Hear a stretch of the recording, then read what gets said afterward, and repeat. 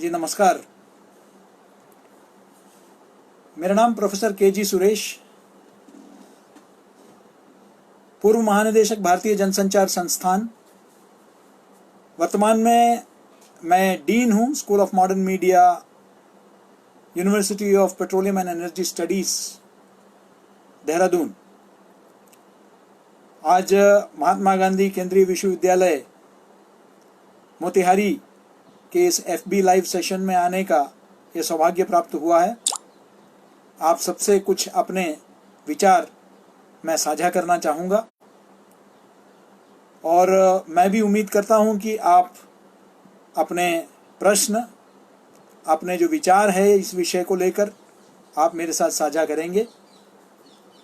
मेरा 3 दशक के करीब मीडिया में सक्रिय रहा हूँ और मीडिया शिक्षण प्रशिक्षण में। तो कोरोना की जो स्थिति है, जो इस वक्त पूरे विश्व में फैली हुई है, इसके मद्देनज़र भारतीय मीडिया की भूमिका को लेकर और वैश्विक स्तर पर भी मैं आपके समक्ष एक चित्र प्रस्तुत करने का प्रयास करूंगा। उम्मीद है कि आपको कुछ सूचनाएं प्राप्त होगी। So friends, let me start by discussing the role of media during corona. आप सबको जैसे विदित है,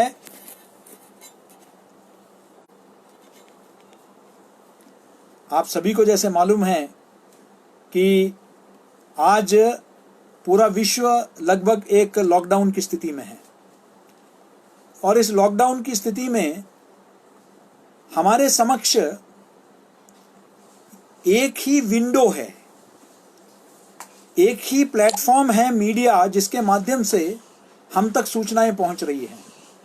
हम बाहर के दुनिया से कट गए हैं। हमें आज नहीं मालूम कि विश्व में क्या हो रहा है, वो तो दूर की बात है, हमारे मोहल्ले में क्या हो रहा है इसका तक हमें सूचना नहीं है। इसलिए आज हमारे सामने एक मीडिया ही एक माध्यम है जिससे हम अपने मोहल्ले से लेकर, अपने शहर से लेकर, अपने प्रदेश से लेकर पूरे विश्व में, पूरे देश में क्या हो रहा है इसकी जानकारी हम ले सकते हैं। अब मीडिया खुद एक संकट की स्थिति से गुजर रहा है। जिस तरीके से पूरा विश्व में ऐसा कोई अछूता नहीं रह गया है इस संक्रमण से। मुझे याद है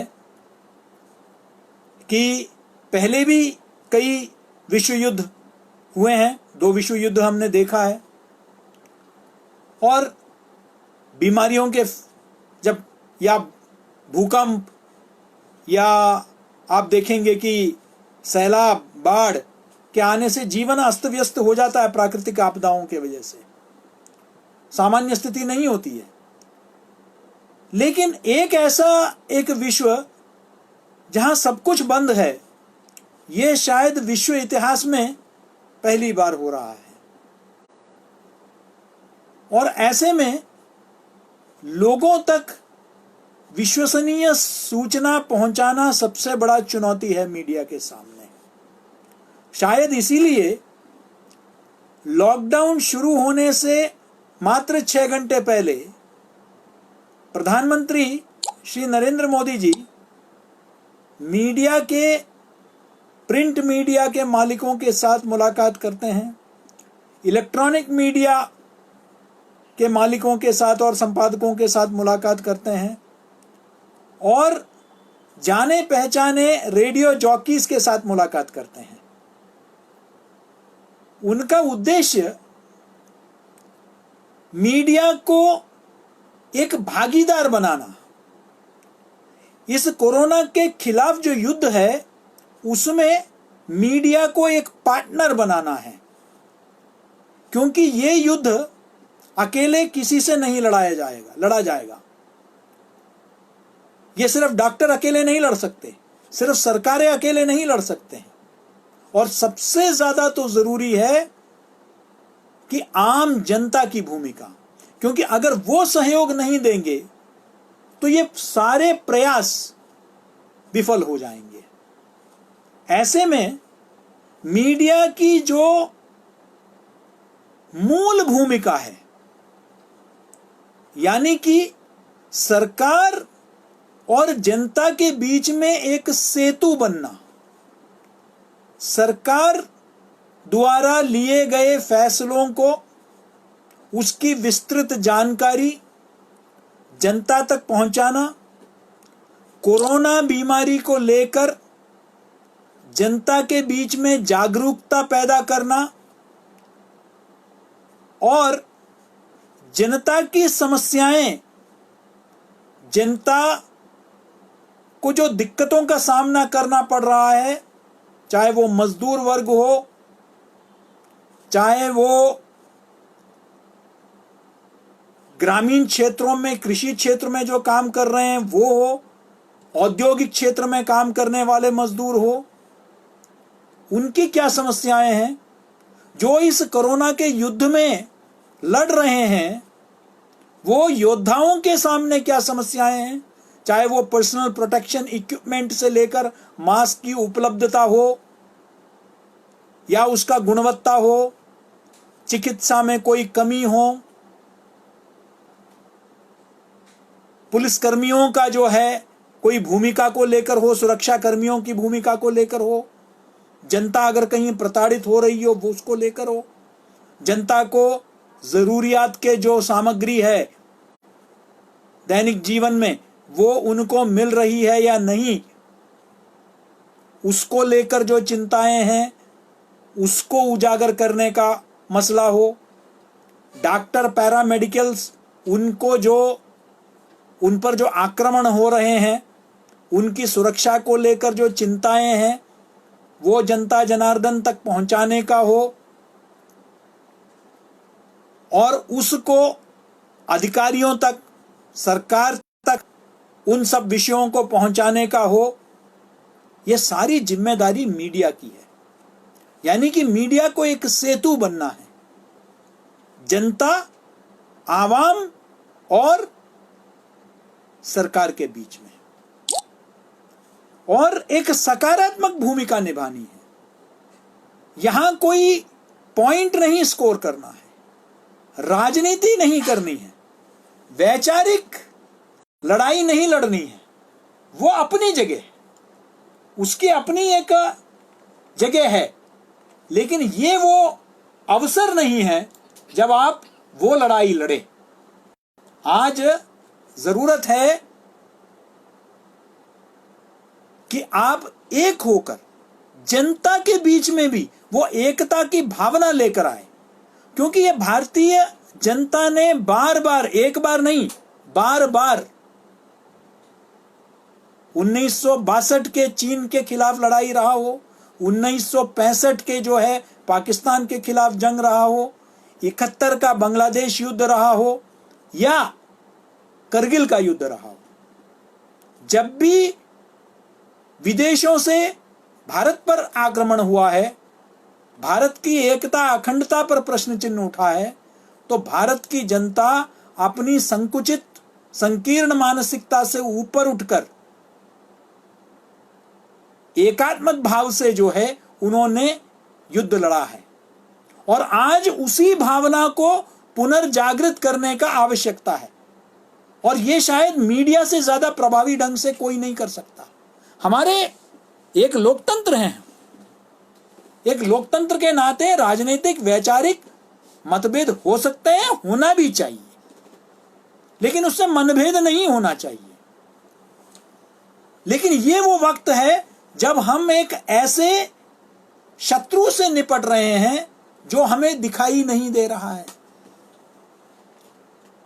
हमारे सामने नहीं है लेकिन वो हर जगह है,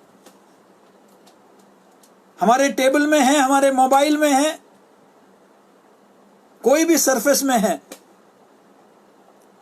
प्रधानमंत्री ने जैसे हाल ही में कहा अपने ट्वीट में कि वो किसी जाति को नहीं देखता है, वो कोई मजहब को नहीं देखता है, वो कोई भाषा को नहीं देखता है। तो ऐसे में ये हमारा फर्ज बन जाता है कि हम उस एकता को बढ़ाएं, उस जागरूकता को बढ़ाएं। लोग गलतियां कर रहे हैं, कम शिक्षा के वजह से, जहालत की वजह से, जानकारी के अभाव में गलतफहमियों का शिकार हो रहे हैं, अफवाहों का शिकार हो रहे हैं, जिसके चलते हमने देखा, चाहे वो बांद्रा में लोग इकट्ठे हुए थे, या हमने देखा कि दिल्ली में एक मरकज में हुआ था, या हमने देखा कि एक कुछ संपन्न लोग अपने घरों में शादियां करा रहे हैं, कोई विदेशों से आके पार्टियां दे रहे हैं। ये शुद्ध रूप से जिसे कहते हैं कि जानकारी का अभाव, या ये अहंकार कि मुझे नहीं होगा। ये कम से कम कोई समझदार व्यक्ति ऐसा नहीं सोच सकता, तो ये नासमझी ही है। हो सकता है कि कुछ शरारती तत्व ऐसे भी हो जो जानबूझकर भी कर रहे हैं, इतने बड़े गलतफहमी के शिकार है कि हमें तो कुछ ये होगा ही नहीं, हम इससे अछूते हैं, हमें कोई फर्क नहीं पड़ने वाला है। यह भी हो सकता है। लेकिन पूरे दुनिया में आज सभी मुल्क एक साथ एकजुट होकर आज इस संक्रमण से लड़ रहे हैं, क्योंकि ये दुनिया को बदल के रख देगी, बदल चुकी है। इसके क्या क्या इसके परिणाम स्वरूप हमें दिखने वाला है, ये तो आने वाला वक्त बताएगा। आज हम देख रहे हैं कि बहुत कुछ जीवन बदल जाएगा। इसके बाद क्या हम सब फिर से विदेशों का दौरा कर पाएंगे? विदेशी सैलानी जैसे आते थे वो आएंगे भारत में? भारत के छात्र जो है विदेशों में पढ़ने जाते थे वो आगे पढ़ने जा पाएंगे? नहीं पढ़ने। शिक्षा के क्षेत्र में क्या इसका होने वाला है असर? मीडिया के क्षेत्र में क्या होने वाला है? मीडिया कोई कम प्रभावित नहीं है। मीडिया भी एक बहुत ही संकट के दौर से गुजर रहा है। आज मीडिया कर्मी अपने जान को जोखिम में डालकर आज इस युद्ध में सबसे अग्रिम पंक्ति में खड़े हुए हैं। अपवाद हो सकते हैं, हर पेशे में है, लेकिन प्रधानमंत्री ने खुद कहा कि एक मीडिया को एसेंशियल सर्विसेज में रखा, अखबारों को एसेंशियल सर्विसेज में रखा, और उन्होंने स्वयं प्रिंट, इलेक्ट्रॉनिक, रेडियो, ये सभी लोगों से, जुड़े हुए लोगों से मुलाकात की, उनसे बात की, उनको इस युद्ध में अपना साथ लिया, विश्वास में लिया कि आप भी साथ, हम सब मिलकर इससे लड़ेंगे। वो उसके अहमियत को जानते हैं। सूचना प्रसारण मंत्री ने, प्रकाश जावड़ेकर जी ने ट्विटर के माध्यम से संदेश दिया कि अखबारों के माध्यम से कोरोना फैलता नहीं है। मैं भी अखबार पढ़ता हूं। अखबार खुद आज बता रहे हैं कि कितनी सावधानियां बरती जा रही है, चाहे वो प्लांट में हो, डिसइंफेक्ट किए गए हैं, सैनिटाइजेशन किए जा रहे हैं, जो लोग काम कर रहे हैं वहां उन पर कितना सुरक्षा ध्यान दिया जा रहा है, उनका सफाई पर, ताकि आप तक जो अखबार पहुंचे वो साफ हो। लेकिन इसके बावजूद बिक्री में बहुत कमी आई है। लोग ऑनलाइन मीडिया में जा रहे हैं। अपने भविष्य से चिंतित होते हुए कई कंपनियों ने, जो नियमित तौर पर इश्तिहार देते हैं, विज्ञापन देते हैं, उन्होंने विज्ञापन देना बंद कर दिया है, जिसके चलते मीडिया के जो संसाधन हैं उसमें कमी आ रही है। दूसरी तरफ डिजिटल मीडिया की तरफ लोगों का आकर्षण बढ़ गया है, क्योंकि अखबार उपलब्ध नहीं है तो डिजिटल की तरफ जाइए। उसके बाद इलेक्ट्रॉनिक मीडिया, अगर आप देखेंगे कि जो आंकड़े आए हैं बार्क के, उसके हिसाब से बहुत बड़े पैमाने पर लोग जो मनोरंजन चैनल देखते थे आजकल समाचार चैनल ज्यादा देख रहे हैं, क्योंकि लोग अपने आप जो है सभी तरह की सूचनाएं चाहते हैं। कि क्या हो रहा है मोहल्ले में, देश में, समाज में, चिंतित है। मीडिया भी हर किस्म के कार्यक्रम चला रहे हैं, सूचना दे रहे हैं, सीधा प्रसारण कर रहे हैं। 4 बजे जो केंद्र सरकार के जो प्रेस कॉन्फ्रेंस होती है उसको लोगों तक पहुंचा रहे हैं। विशेषज्ञ इस विषय पर क्या कहते हैं, डॉक्टरी सलाह प्रदान कर रहे हैं, हेल्पलाइन नंबर चला रहे हैं, उनके लिए फंड इकट्ठा कर रहे हैं। कोई पीएम केयर्स के लिए कर रहा है तो कोई किसी एनजीओ के लिए कर रहा है। वो अपने स्तर पर जागरूकता पैदा करने की कोशिश कर रहे हैं। लोगों को तनाव मुक्त होने के लिए साधु संत, मानसिक चिकित्सक, सलाहकार, काउंसलर्स, इन सबको जो है पैनल में लिया जा रहा है। मीडिया कर्मी खुद एक्सपोज हो रहे हैं। कई मीडिया कर्मी कोरोना पॉजिटिव पाए गए हैं मुंबई में, चेन्नई में, दिल्ली में। उसको लेकर चिंता है क्योंकि वो आइसोलेशन वार्ड्स में, अस्पतालों में, सब्जी मंडियों में, भीड़ भड़के के जो इलाके हैं उधर जाकर जो है आप तक सूचना पहुंचाने का प्रयास कर रहे हैं। कईयों की नौकरी खतरे में है क्योंकि संसाधनों की कमी हो रही है, तो कंपनियां, मीडिया कंपनियां अपने स्टाफ को कम कर रहे हैं, कई की नौकरी जा रही है। जैसे जैसे दबाव बढ़ रहा है टीआरपी का, तो और प्रयास कर रहे हैं ब्रेकिंग न्यूज के लिए, एक्सक्लूसिव न्यूज के लिए।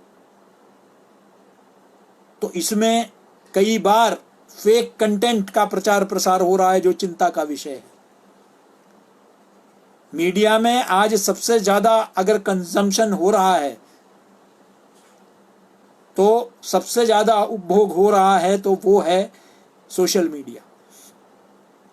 सोशल मीडिया का मैं खुद मानता हूं कि सोशल मीडिया ने मीडिया का लोकतांत्रिकरण किया है। जो मुद्दे जो आम आदमी उठाना चाहता था, उजागर करना चाहता था, तथाकथित मुख्य धारा की मीडिया के माध्यम से वो नहीं उजागर कर पाया, तो उसने कौन सा माध्यम चुना? उसने एक ही माध्यम चुना। उसने माध्यम चुना सोशल मीडिया का, ट्विटर का। उसने माध्यम चुना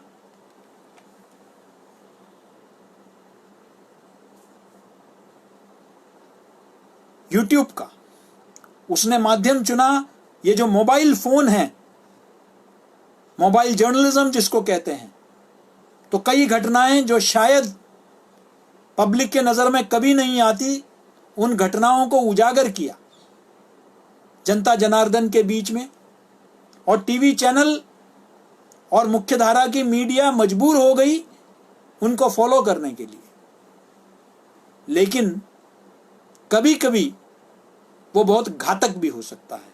वो एक दो-धारी तलवार है जिसका एक तरफ एक सकारात्मक पहलू है कि वो जो लोग अपनी आवाज को बुलंद नहीं कर सकते उनका आवाज बन के उभरा, तो दूसरी तरफ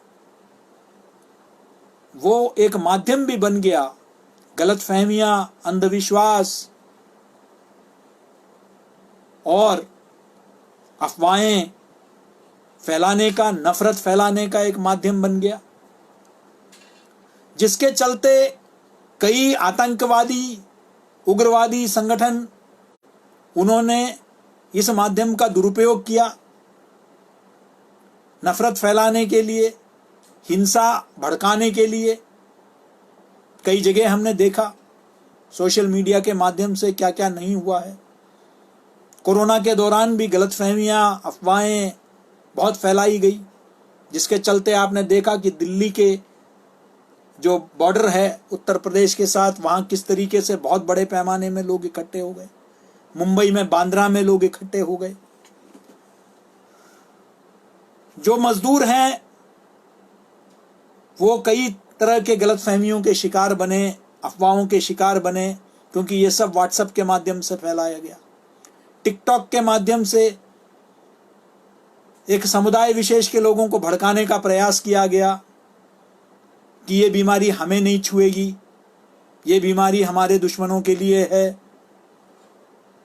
ये साजिश है, और ये भी इस तरह की बहुत सारे हरकतें आपने देखी। तथाकथित मुख्य धारा की मीडिया में भी कोरोना को लेकर कई किस्म के चर्चाएं रही, जो मुझे लगता है कि शायद हम उससे बच सकते थे। बहुत हल्की बातें की गई, बताया गया कि अल्कोहलिक कंटेंट होना चाहिए सैनिटाइजर में, तो क्या अल्कोहल जो है उसका कितना फायदा हो सकता है, यानी कि लोग जो है शराब का सेवन करें। आज देख रहा था एक जिम्मेदार चैनल में कि भाई क्या धूम्रपान का फायदा हो सकता है, क्या निकोटीन का जो है उसका असर होता नहीं है, कोरोना को वो रोकने में, रोकथाम में उसका काम रहता है। न जाने किस किस किस्म का जो है अफवाहें फैलाने का एक प्रयास हुआ। मैं नहीं कहता कि ये सब कुछ जानबूझकर हुआ है, मैं कम से कम उन लोगों में नहीं हूं। मैं तो ये मानता हूं कि कुछ लोग मीडिया में, सोशल मीडिया में शायद इसलिए भी शेयर करते हैं, शायद उनको लगता है अरे एक नई जानकारी मेरे सामने आई है, शायद ये जो है ये किसी को फायदा हो जाएगा, चलो मैं 4 लोगों को भेज देता हूं, बगैर उसको जांचे परखे, भलाई सोचकर, जाने अनजाने। और कई लोग खाली बैठे हैं तो शेयर कर लेते हैं, और कुछ लोग तो बिल्कुल शरारत, ताकि समाज में एक विद्वेष बढ़े, समाज में आपस में आपसी विद्वेष बढ़े, नफरत बढ़े, इस उद्देश्य को भी इस मौके का फायदा उठाया जाए। तो इस तरह की गलतफहमियां जो है फैलाने का एक प्रयास, जिसका बहुत दिक्कतें सामना करना पड़ा। जिन्होंने फैलाया उनको तो ज्यादा दिक्कत नहीं हुआ, लेकिन दिक्कतें सामना कर रहे हैं बेचारे मजदूर, जिनको ये बताया गया कि अब हर राज्य के लिए अलग से जो है बसें आपको घर तक छोड़ने का है, तो सब पहुंच गए एक जगह जहां कोई बस की व्यवस्था नहीं है। किसी को बताया गया कि बांद्रा में रेलवे स्टेशन पहुंच जाइए, हर जगह से ट्रेन फिर से चालू हो गए। लॉकडाउन को लेकर, कर्फ्यू को लेकर, जब पहला लॉकडाउन घोषणा हुई, मुझे याद है प्रधानमंत्री के घोषणा के तुरंत बाद गृह मंत्रालय की तरफ से तुरंत नोटिफिकेशन जारी किया गया और यह बताया गया स्पष्ट रूप से कि जो मूलभूत सेवाएं हैं, जो आपके एसेंशियल, जो आपकी जरूरत के सामान हैं, वो आपको जरूर उपलब्ध होंगे। लेकिन इसके अभाव में, इस तरीके से, इसके बावजूद सोशल मीडिया में इस तरह की खबरें चली कि अब तो सब कुछ बंद हो जाएगा, खाना पीना सब कुछ। तो लोगों का भीड़ लग गया दुकानों में, और सिर्फ भीड़ ही नहीं लगा, वो जो पूरा लॉकडाउन का जो उद्देश्य है उसी को जो है विफल कर दिया गया, उद्देश्य को ही विफल कर दिया। तो भीड़ ही नहीं लगा, बल्कि जो बहुत जरूरत के जो सामग्री, उसका अभाव पड़ गया। जो लोग नहीं पहुंच पाए उनको मिला नहीं, क्योंकि एक कंफ्यूजन पैदा किया गया। अब इसको लेकर इतना बड़ा चिंता है कि ऑर्गेनाइजेशन, विश्व स्वास्थ्य जो संगठन है, उनको कहना पड़ा कि आज पैंडेमिक तो है ही कोरोना का, लेकिन ज्यादा खतरनाक और घातक इंफोडेमिक है। यानी कि इस तरह की सूचनाएं, गलत सूचनाएं पूरे विश्व में प्रचारित प्रसारित हो रही है, जिसके चलते लोगों को ज्यादा परेशानी हो रही है। सरकार ने कहा कि हमें बहुत दिक्कतें हो रही है, जिसके वजह से लोग पलायन कर रहे हैं, छोड़ के जा रहे हैं अपने शहर कस्बे। सुप्रीम कोर्ट को गाइडलाइन जारी करना पड़ा और कहा कि नहीं, जो मुख्यधारा की मीडिया है, उनको भी सरकार द्वारा दिया गया जो सूचना है उसका अनुपालन करना होगा, उस सूचना को देना होगा, संप्रेषित करना होगा। ये बताना पड़ा उच्चतम न्यायालय को। इलेक्ट्रॉनिक मीडिया में भी कई चर्चाएं चली जो शायद इस वक्त जरूरी नहीं था। ये राजनीतिक और वैचारिक लड़ाई का समय नहीं है। आज जो विश्व संकट से गुजर रहा है और पूरा देश जो संकट से गुजर रहा है, हमारे सामने सबसे पहला हमारी प्राथमिकता है इस जंग में जीतना, अपने लोगों को बचाना और उनको सुरक्षित रखना, और उसके बाद उनको कम से कम जानो माल का नुकसान हो, इसके लिए जागरूकता बढ़ाना, जानकारी देना, यह सबसे बड़ी चुनौती है। मैं मानता हूं कि कुछ विषयों पर चर्चा करने की जरूरत है कि भविष्य कैसे होगा, अर्थव्यवस्था का क्या होने जा रहा है, नागरिक उड्डयन में क्या होगा, तेल कंपनियों का क्या होगा, बैंकों का क्या होगा, कंस्ट्रक्शन के जो काम है उसका क्या होगा, मनोरंजन का जो इंडस्ट्री है उसका क्या होगा, होटल का इंडस्ट्री है, हॉस्पिटैलिटी का इंडस्ट्री है, उसका क्या होगा, नौकरियों का क्या होगा। बिल्कुल, लेकिन वो इस तरह हो कि समाज में उसको लेकर तनाव ना बढ़े। आज समाज में एक बहुत बड़ा व्यापक स्तर पर चिंता है जिसको लेकर लोग परेशान हैं, अपने घरों में हैं लेकिन परेशान हैं कि पता नहीं कल का 2 वक्त का रोटी कहां से आएगा। बहुत बड़ा चिंता का विषय है। मीडिया की जिम्मेदारी जागरूकता तो बढ़ाना ही है, लेकिन कहीं ना कहीं समाज को प्रेरित करना और शिक्षित करना, क्योंकि हम बड़े बड़े संकट से उभर पाए। विश्व ने हाल फिलहाल भी हमने देखा कि बड़े रिसेशंस आए हैं। इस देश में भूकंप आया है, सुनामी आई है, बहुत बड़े पैमाने पे हर साल बिहार, आसाम, दक्षिण, आप नाम लीजिए, यहां सब बाढ़ बड़े पैमाने पर आती है, लोगों का जीवन अस्त व्यस्त हो जाता है। चिंता का विषय है, इसमें कोई दो राय नहीं। लेकिन भारत की सबसे बड़ी खूबसूरती है कि यहां के लोग बहुत कम से कम न्यूनतम संसाधनों से अपना जीवन यापन करने की कला आज से नहीं, हजारों सालों से हम लोग ऐसा एक जीवन शैली जीते आ रहे हैं। इसलिए शायद अल्लामा इकबाल ने कहा था कि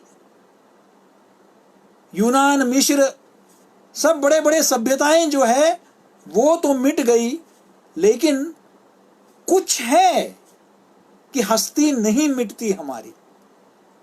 यह हिंदुस्तान की खूबसूरती है। इस पहचान को भी समझने की जरूरत है मीडिया को, कि हमारे अंदर वो फ्लेक्सिबिलिटी है। आज जब मैं देखता हूं अमेरिका के चैनल CNN और फिर दूसरे जो चैनल, विदेशी चैनल है, अल जजीरा, BBC, अमेरिका के कई प्रांतों में लॉकडाउन के खिलाफ बहुत बड़े विरोध प्रदर्शन हो रहे हैं। बड़े बड़े गाड़ियों में, कार में, SUV में लोग अमेरिकी झंडा लेकर विरोध कर रहे हैं कि नहीं, हमें हमारा जीवन शैली चाहिए, हमें रेस्तरां जाना है, क्लब जाना है, होटल जाना है, गोल्फ खेलना है, हमारा जो कुछ भी हम करते रहे हैं, हमारा जो नॉर्मल जिंदगी है उसे जीना है, हमें बंद मत करिए। ये खुल खुलकर वहां के राष्ट्रपति जो है वो अपने पार्टी के काडर से कह रहे हैं, रिपब्लिकन काडर से, कि जिन राज्यों में डेमोक्रेटिक सरकारें हैं और जिन्होंने लॉकडाउन लगाया है, आप विरोध करिए। विरोध हो रहा है लॉकडाउन का। भारत में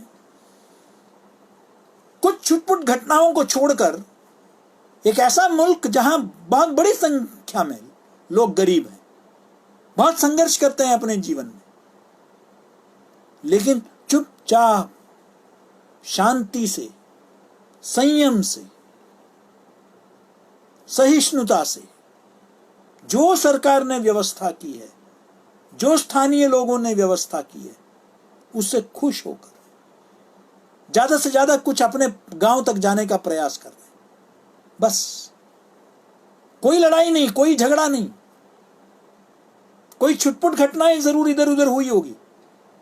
वो 130 करोड़ के मुल्क हैं हम, और इतने बड़े मुल्क में एक आध कोई छोटी घटनाएं हो जाती है तो वो पूरे मुल्क को उस नजरिए से नहीं देखा जा सकता। लेकिन इस गरीबी के बावजूद सब लोग अपने हितों को समझते हैं कि नहीं, ये मेरे हित में है, मेरे रिश्तेदारों के हित में है, मेरे पड़ोसियों के हित में है, मेरे मोहल्ले के हित में है, मेरे प्रदेश के हित में है, मेरे देश के हित में है, ये राष्ट्र हित में है। ये जो भावना है ये काबिले तारीफ है। इसको रेजिलियंस कहते हैं कि देखा जाएगा, और समाज भी खुलकर आ रहा है। आज मठ मंदिर, गुरुद्वारे और जितने समाज सेवी संस्थाएं, धार्मिक संगठन खुलकर सामने आ रहे हैं, बांट रहे हैं, खाना एकत्र कर रहे हैं अपने सीमित संसाधनों को, और लोगों को जो है किसी को भूखा नहीं सोना पड़ रहा है। हाँ ठीक है, घर जैसा माहौल तो किसी को, सब अपने घर में राजा होते हैं, सब चाहते हैं अपने घर जाएं जो फंसे हुए हैं, जायज भी है, लेकिन संभव नहीं है, प्रायोगिक नहीं है। लेकिन यथासंभव राज्य सरकारें, केंद्र सरकार कंधे से कंधा मिलाकर काम कर रहे हैं। कुछ हो सकता है मतभेद हो, वो राजनीतिक मतभेद अपनी जगह है, लेकिन सबका एक ही है ध्येय, एक ही है उद्देश्य, एक ही है लक्ष्य कि इस पूरे देश को, हमारे देश के आवाम को हमको बचा के रखना है इस कोरोना से। क्या मीडिया, भारतीय मीडिया इन बातों को उजागर कर रही है या नहीं, ये मुझे लगता है कि यहां कोई कमी हो रही है। ये जो हमारा समाज का जो क्षमता है, संयम की क्षमता और आपसी सद्भाव की जो क्षमता है, हमारे अंदर का जो गुण है, जहां हम खुद आधे पेट में रह लेंगे, जो कबीरदास ने कही थी कि साईं इतना दीजिए जामे कुटुंब समाए, मैं भी भूखा ना जाऊं न साधु भूखा जाए। हम सब ने अपने अपनी तरफ से अपने तनख्वाहों से प्रधानमंत्री के पीएम केयर्स में दिया है, अपने मोहल्ले में जो लोग संगठन काम कर रहे हैं उनको दिया है, अपने यहाँ जो मजदूर हैं उन लोगों को दिया है, जितना यथासंभव हो सकता है। हमारे यहाँ जो स्टाफ हैं उनको हम लोगों ने जो है अपनी तरफ से हमने ये सुनिश्चित किया है कि भाई उनको जो है उनका तनख्वाह कोई नहीं कटेगी। जो घरों में काम करते हैं उनको जो है उनका तनख्वाह नहीं काटी जाएगी। जो पार्ट टाइम करते हैं, घरों में काम करते हैं, सफाई करते हैं, नहीं, उनका पैसा नहीं काटना है, वो काम किए हो नहीं किए हो। कई लोग खुल के आके बताते हैं कि भाई हमने इस महीने अपने किराएदारों से किराए नहीं ले रहे हैं। प्रयास कर रहा है पूरे समाज। पश्चिम में ये हो नहीं पा रहा है क्योंकि एक उपभोक्तावादी समाज है वो। तो ये जो अच्छाइयां हैं, जो श्रेष्ठ परंपराएं हैं इस समाज का, इसको हम उजागर कर रहे हैं या नहीं मीडिया में। ये जो हमारे सांस्कृतिक विरासत है, ये हमारी जो सामाजिक विरासत है, जो साझा चूल्हा है, कि हम सब मिलकर जो है एक दूसरे का साथ देते हैं इन कठिन परिस्थितियों में, ऐसी कहानियों को कितना महत्व दिया जा रहा है। अस्पतालों के बारे में बताया जा रहा है, दिक्कतों के बारे में बताया जा रहा है, लेकिन सामाजिक समरसता की कहानियां भाईचारे की कहानियां, मुझे लगता है कि इन पर भी मीडिया को जोर देने की जरूरत है। ये जो गुड न्यूज है, क्योंकि एक नकारात्मकता का माहौल है, जरूरत है सकारात्मकता की। आलोचना का उद्देश्य भी जो है सकारात्मक होना चाहिए। मैं नहीं कह रहा है कि मीडिया को आलोचना नहीं करना चाहिए, बिल्कुल। मीडिया आलोचना ना करे तो कैसे होगा, है? घोड़ा अगर घास से दोस्ती करेगा तो कैसे चलेगा? नहीं चलेगा। आलोचना सरकार और चाहे राज्य हो, केंद्र हो, सरकार और मीडिया का जो है हमेशा एक एडवर्सेरियल रिलेशनशिप रहा है। सरकार की कमियों को गिनवाना मीडिया का दायित्व है, और सरकार को भी सकारात्मक रुख अपनाना चाहिए। ये नहीं कि मीडिया कर्मी ने कुछ उजागर कर दिया तो मीडिया कर्मी के खिलाफ जो है कार्रवाई कर दिया, ये नहीं होना चाहिए। मीडिया कर्मी ने अगर कुछ उजागर किया है, अभी मैं महाराष्ट्र का एक केस देख रहा था जहां किसी कोरोना के जो जिनका चिकित्सा पा रहे हैं ऐसे मरीजों के खाने में एक कैटरपिलर मिला। तो अस्पताल के लोगों से जब स्थानीय अधिकारियों से मीडिया ने बात की तो उनका पहला सवाल था, ये खबर कैसे लीक हो गई, ये बाहर कैसे आई? अरे भाई, ये खबर आपके नज़र में लाया गया है तो आप तुरंत कार्रवाई कीजिए कि इसका जो है पुनरावृत्ति ना हो, इस तरह की घटनाएं फिर से ना हो। आप भी नहीं चाहते, हम भी मानते हैं कि आप भी नहीं चाहते कि मरीज को तकलीफ पहुंचे, तो आप इसको बुरा क्यों मान रहे हैं? सकारात्मक दृष्टिकोण से लीजिए कि मीडिया अगर कुछ उजागर कर रही है, कोई अगर वो मामला जायज है सही मायने में, तो क्यों नहीं उस पर चर्चा करिए, पता करिए क्या हुआ है, कहाँ कमी रह गई है, वो और उस पर कार्रवाई कीजिए। मीडिया का ये भी काम है। उसी तरीके से मीडिया को भी होना चाहिए कि इस वक्त मुझे किसी सरकार को नीचा दिखाना, किसी राजनेता को नीचा दिखाना या अपना हिसाब किताब पूरा करना नहीं है। उसको उसका दायित्व बनता है कि इस वक्त हम किसी सरकार के हित के लिए नहीं काम कर रहे हैं, किसी पार्टी के हित के लिए नहीं कर रहे हैं, इस वक्त हम जनहित के लिए काम कर रहे हैं।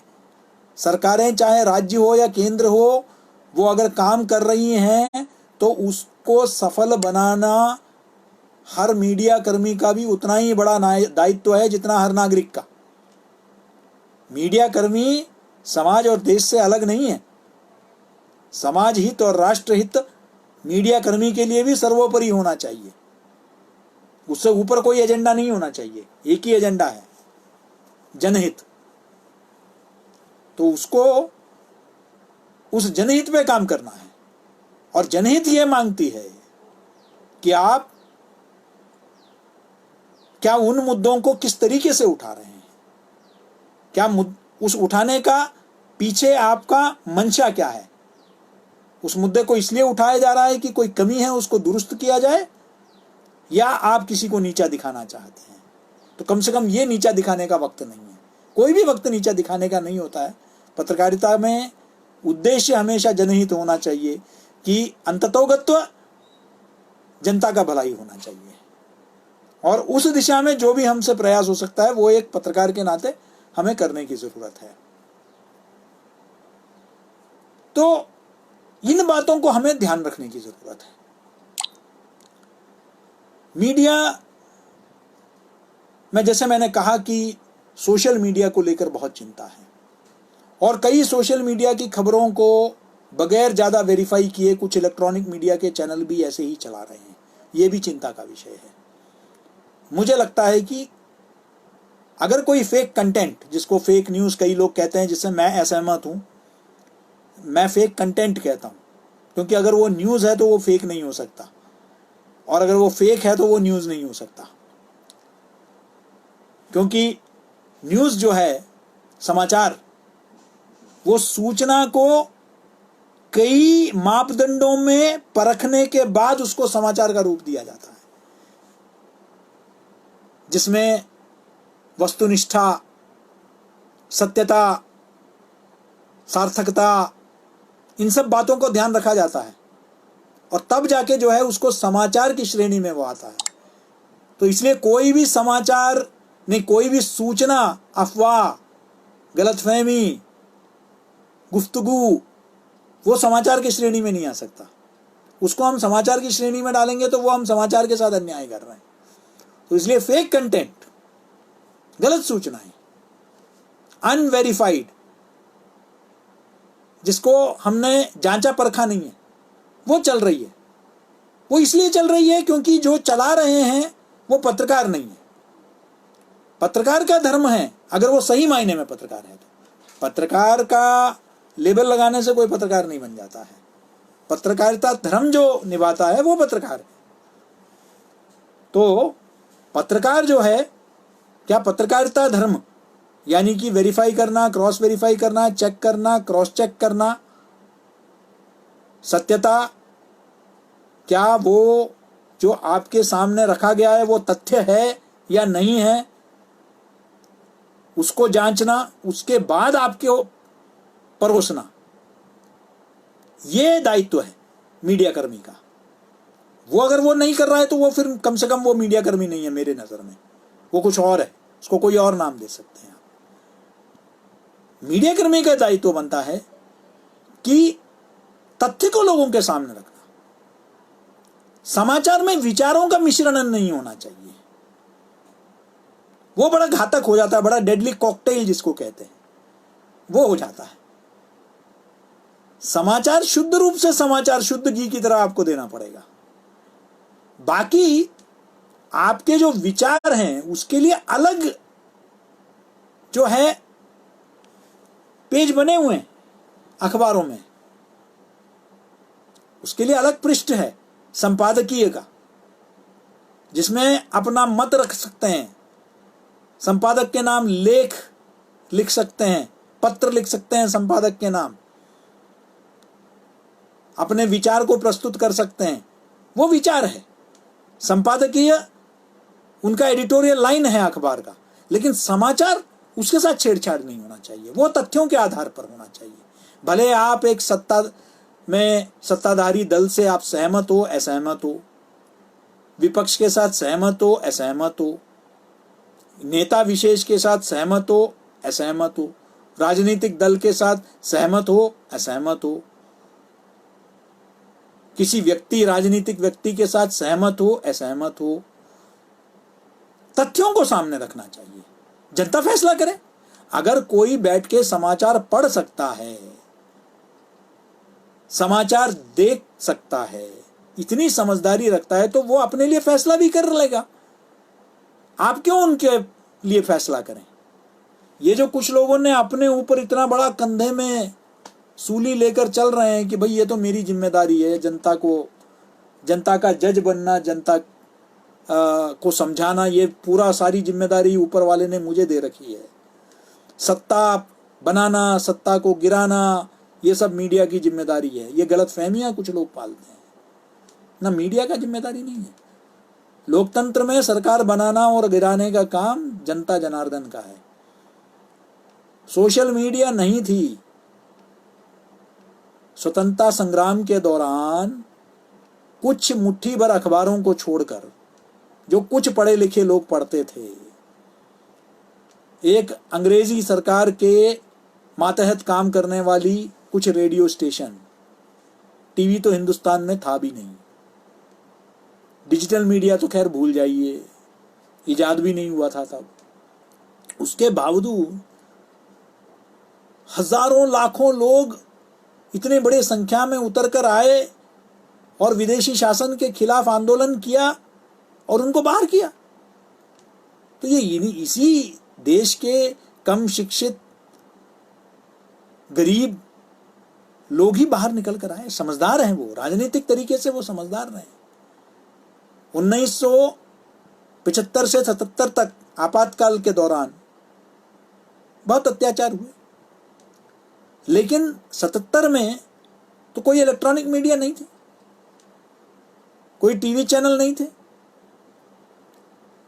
मात्र प्रिंट मीडिया थी। रेडियो सरकार के अंतर्गत थी, टीवी जो भी था, एजुकेशनल ब्रॉडकास्ट या कुछ भी था, दूरदर्शन, वो भी सरकार के नियंत्रण में थी। कोई निजी चैनल नहीं थे, लेकिन उसके बावजूद लोग इतनी बड़ी संख्या में आए और सरकार को सत्ता पलट दिया। तो इसलिए ये हम अपने ऊपर ना लें, हम ये बताएं कि जनता जनार्दन को सूचित करना यही हमारा दायित्व है। अगर हम इस तक रहेंगे तो हम कामयाब भी बनेंगे, हमारी विश्वसनीयता भी बढ़ेगी, समाज में हमारी स्वीकार्यता भी बढ़ेगी। मुझे चिंता अगर किसी बात की है तो सिर्फ इसी बात की है कि लोकतंत्र में 4 जो स्तंभ है उसमें 3 स्तंभों से जनता जनार्दन का विश्वास उठ चुका है लगभग। उनको जो है कार्यपालिका पर विश्वास नहीं है, उनको जो है विधायिका पर बहुत ज्यादा भरोसा नहीं है, उनको न्यायपालिका पर भी कहीं कभी शक होता है। तो अगर भरोसा है तो वो जनता जनार्दन पर का जो विश्वास है वो है मीडिया पर, जो चौथा स्तंभ है। उस विश्वास को कायम रखना बहुत जरूरी है, क्योंकि लोगों का विश्वास जुड़ा हुआ है। आज भी लोग अधिकार के साथ गांव में देहातों में कहते हैं भाई अखबार में छपा है, यानी कि सत्य ही होगा, अखबार में छपा है तो सत्य ही होगा। ये जो भरोसा है, इस भरोसे को नहीं तोड़ना चाहिए। ये मीडिया की सबसे बड़े दायित्व है। दिक्कतें हैं मीडिया में, नौकरियों को लेकर है, बहुत सारी दिक्कतें हैं, लेकिन मीडिया को शुद्ध रूप से एक उद्योग के तरह नहीं हमको ट्रीट करना चाहिए। मीडिया का एक बहुत बड़ा सामाजिक भूमिका है, तभी उसको चौथा स्तंभ, उसको विशेष स्थान है।